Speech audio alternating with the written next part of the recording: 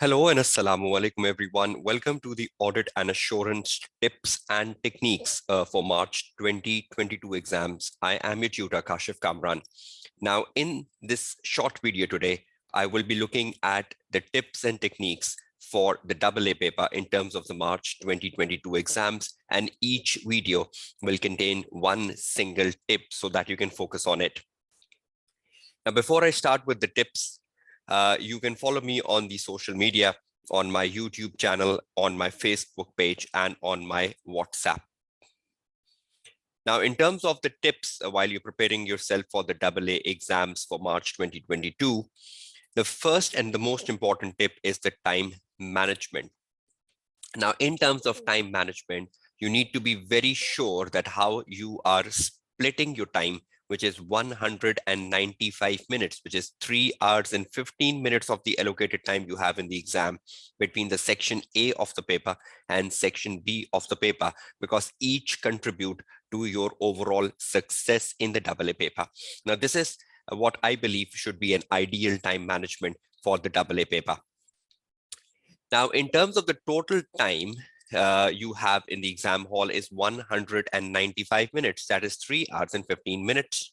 Now, your section A is 30 marks and your section B is 70 marks. So you have to split the time in a proportion of 30% and 70%. Now, that's exactly what I have done. I have allocated 30% of the 195 minutes to the section A, which comes to approximately 58.5 minutes. So I've just rounded it up to 60 minutes. So I have 60 minutes to attempt a section A.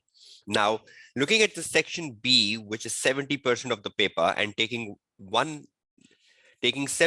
of the 195 minutes, I have 136.5 minutes approximately. Just rounding it off, I'm taking 135 minutes. So for section A, I have good 60 minutes, that is approximately 1 hour. And for section B, I have 135 minutes, that is approximately 2 hours and 15 minutes. Now, that is how you split the time between the A and B, considering the 30% and the 70% proportion. Now, exactly, when you look at the section A, which consists of 60 minutes, how would you go down breaking those 60 minutes? Because you have 3 OT cases in the section A, right? And each OT case has 5 OT questions. So if you have 3 OT cases in the section A and you have 60 minutes, that ideally means you have 20 minutes to attempt each of the OT case. Now, each OT case has a case study, right? And followed by 5 OT questions where you have to take in the right answer. Now, for every OT case with 5 questions, you have 20 minutes. Now, if we just take an example of one OT case 1, right? You start reading the OT case 1, you have 20 minutes, right? So you read the OT case, there is a short case study before the OT questions. So you start reading the OT case 1 and you know I have 20 minutes for the OT case 1. So you have 5 OT questions within 20 minutes on hand, and you will spend the first 5 minutes reading the case. This is the maximum time. Now, some of you might read the case in 3 minutes, or 4 minutes, or 3.5 minutes, but the 5 minutes is the maximum time where you're reading the case given before the OT questions. And you're trying to understand exactly what is happening in the case study. So 5 minutes out of the 20 minutes have gone. Now you have 15 minutes, 1-5, and in 15 minutes, you have to go with 5 OT questions. Now that means every OT question will have 3 minutes, because you're left with 15 minutes after reading the OT case. So 15 minutes divided by 5 OT questions. So every OT question gets 3 minutes, which is such a good time. Now you have to read the question and then think about which is the right answer, A, B, C, D. And you have good 3 minutes for that. So on every OT question, you're spending 3 minutes. Don't do the OT questions in a rush. At times I've seen students who just try to take in the right answer within like a minute or less than a minute. Try to concentrate on that OT question and think twice before you take the right answer. Even if you know B is the right answer, think twice before you tick B as the right answer.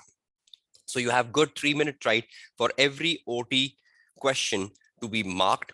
And remember that the greater percentage of marks you achieve from section A, you are in a far better position to pass the AA paper. So suppose you have 30 marks, you should aim at 25 minimum.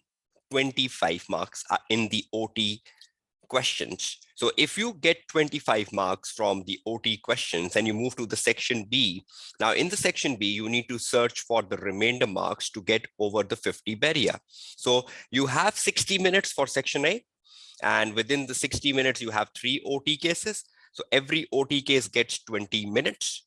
Now, within every OT case, you have a case to read followed by 5 OT questions. So you split the time 5 minutes in reading the OT case and 15 minutes in picking the right answer for each of the 5 OT questions. So that's like a time management. You might have a different approach to time management, which you must have followed while you were practicing past papers at home. So you can stick to your own time management if you are finding that more easier. But this is just a recommendable time management which you can follow. Okay, now section B, 70% of the paper. And when you look at 195 minutes and you take a 70% of that, so that's approximately 135 minutes on hold. That's like 2 hours and 15 minutes. Now we know in section B of the paper, you have 3 questions. The first one is worth 30 marks. The second one is worth 20, and the third is worth 20. So you have to split the 135 minutes now into the 3 questions. Let's do that. You have a constructed response question number 1 for 30 marks. So when you have 135 minutes, so you need to find how much time should I be allocated to a 30 marks question. So that is 58 minutes. Then you have a constructed response question number 2 worth 20 marks. You have 38.5 minutes. And then the same is with the constructed response question number 3, 20 marks, and you have 38.5 minutes. So the 30 marks question will get 58 minutes. That's psychologically 1 hour. And then the question 2 and question 3, which is 20 marks each, psychologically gets like 38 minutes each. Now, just an example, looking at the first question of 30 marks, you have 58 minutes in total. Now, ideally, as a rule of thumb, 1/4 of the total time you have for the question number 1, 30 marks, is to be spent on reading and planning, reading the requirements, reading the case study, understanding the case study, understanding the requirements, exactly knowing what to do, and how to do. So 1/4 of the 58 minutes will be spent on reading and planning, which is 14.5 minutes maximum. Some of you can take less than that. Now, after the 14.5 minutes, you are left with 43.5 minutes, which is the time you have to write the answer for 30 marks. So you have a good 43 minutes to write the answer for a 30 marks question. Now, that is only possible if you have read the question very well and you have planned the question very well.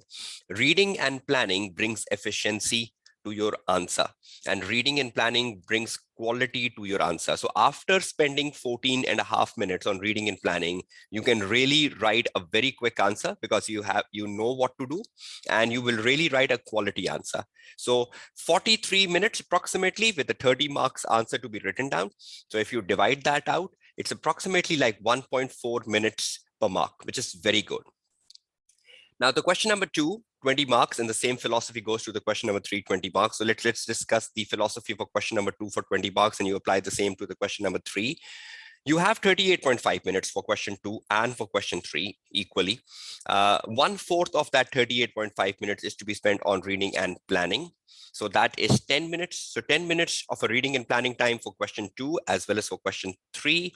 And after the 10 minutes of reading and planning time, again, you will be in a far better position to write a very efficient answer and a very quality answer. 28.5 minutes is what you will be having to write the answer for a 20 marks question. That is approximately 1.45 minutes per mark, just like the question number 1. So the rule of the thumb is try to break the 195 minutes first into the section A and then section B. Then knowing how much time you have for section A, break that down into the 3 OT cases. Then you know how much time you have for section B, break them down into the first question, the second question, and the third question. And then you should know how much time is to be spent on reading and planning and how much time should be spent on writing. Now, remember, reading and planning contributes to your success. A poor planning will lead to a failure, and a good planning will lead to success. So the investment you are doing on reading and planning, which is 14.5 minutes in question number 1, 10 minutes in question number 2, and again a 10 minutes in question number 3 is worth, because that will produce an efficient answer, a good answer, an answer which is quality, and the answer which will bring you success in the double A paper in the very first attempt. So this is the time management techniques for the section A and the section B and the overall double A paper. I'll see you back with another tip. Take care. Goodbye. This is Kashif Kamran, your tutor, signing off from the double A tip session.